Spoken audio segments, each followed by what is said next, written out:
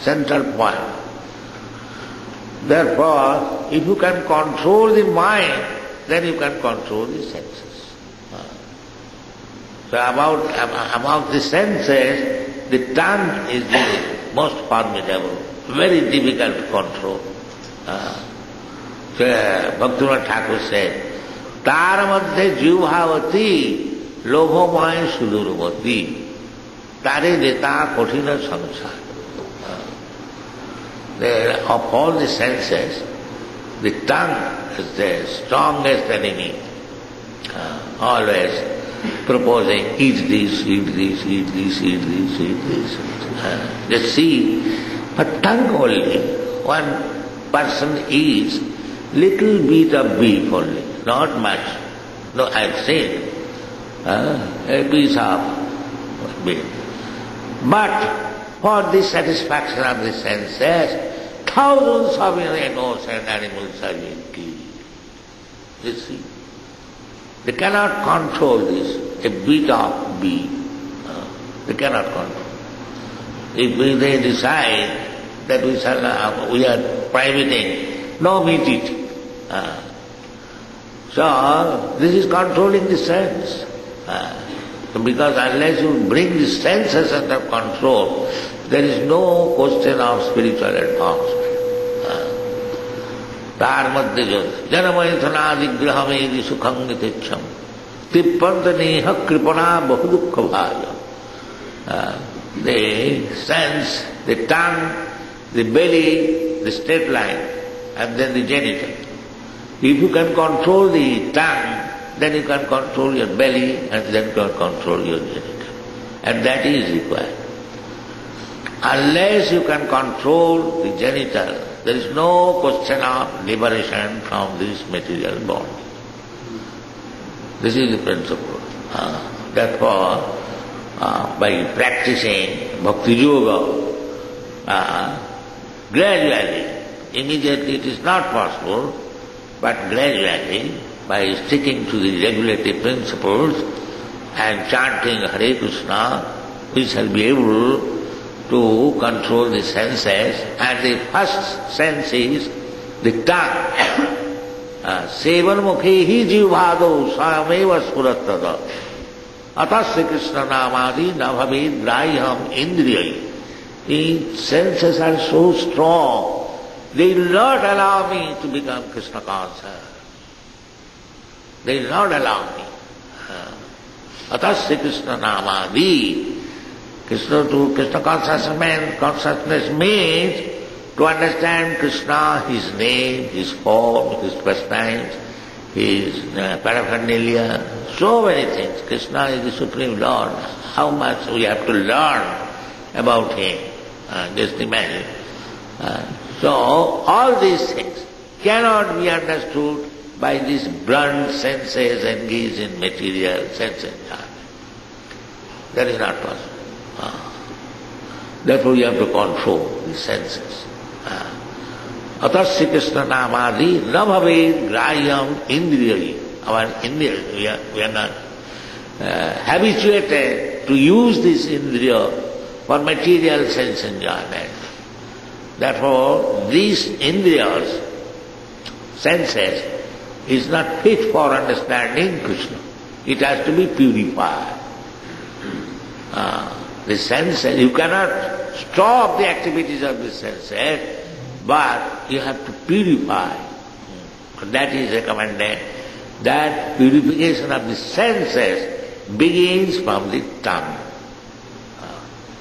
Therefore we have recommended that don't eat meat, don't taste intoxication, don't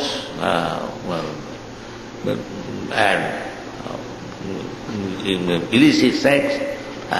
From the tongue it goes to sex is not prohibited, but illicit sex, that is control. That is control. If one is allowed to have unlimited, unrestricted sex, then he is doomed. better restrict your sex in one.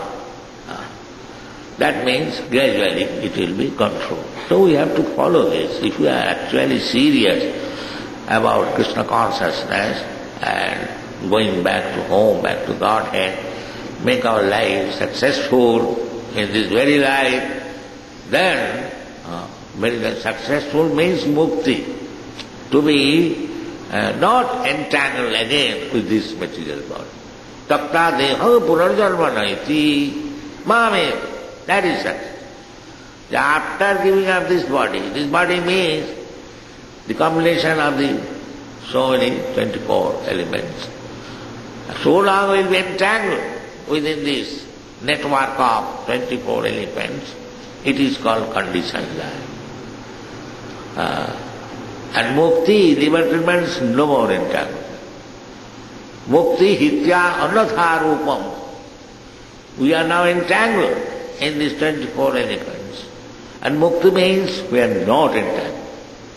Mukti hitya anatha rupam. Because we are entangled, we are thinking otherwise. I am American, I am Indian, I am this, I am that, I have got so many duties, I have got these things. But when one understands that these so-called duties and entanglement of these 24 elements of matter, I do not belong this, I am aloof. I am aloof. This understanding is called Brahma-bhuta, Prasanna. At least theoretically, if we understand, then our duty changes, prasanna, fixed up. That whatever I am doing now, I am doing with this material, for the benefit of this material, not for my personal benefit. I am not these 24 elements. This is called mukti. So we have to practice, we are accustomed to this material entanglement, and this practice is there, and then gradually we shall be freed from this. Sarvapadhi vinirmuktam tatpatena nirmalam. That is purification. When we become free from this designation. Then rishikena rishikesha sevanam bhakti. And when we are free from this, therefore bhakti actually begins after liberation. Bhakti is not nidvitta tarsai rupa giyamana. Nidvitta, one who has seized Trishna. Trishna means aspiration. We have got so many aspirations. So this transcendental life or chanting of Hare Krishna is meant for the liberated person. Nidvitta tarsai rupagiyamana bhavausadhi chotra manobhinama. This chanting is the medicine for our conditioned stage. Nidvitta tarsai rupagiyamana bhavausadhi chotra manobhinama ka uttama sloka gunanubada vidajyati pumana bina pasugna. Pasugna, animal killer. Pasugna in two meanings. One is killing himself, he is also pasugna. And one is killing animals, he is also pasugna. Therefore, meat eating is prohibited. That if you remain a killer of animals, then you cannot be purified. That is essential. No meat eating. So in this way, you cannot stop the activities of the senses. That is not possible. Because I am living being. If the sense activities are stopped, then what is my life? I am finished. So that kind, this is impossible. The Buddha philosophy is stop, nirvana, stop the activities of the senses. That is not possible. Stop means you stop material activities. A boy is, when he is child, he is simply doing all nonsense and creating a disturbance. But the same boy, when he is engaged in reading and writing, going to school, he is good boy. Similarly, you cannot stop the activities of your senses, but when you engage your senses in the activities of Krishna, that is perfection of life. Thank you very much.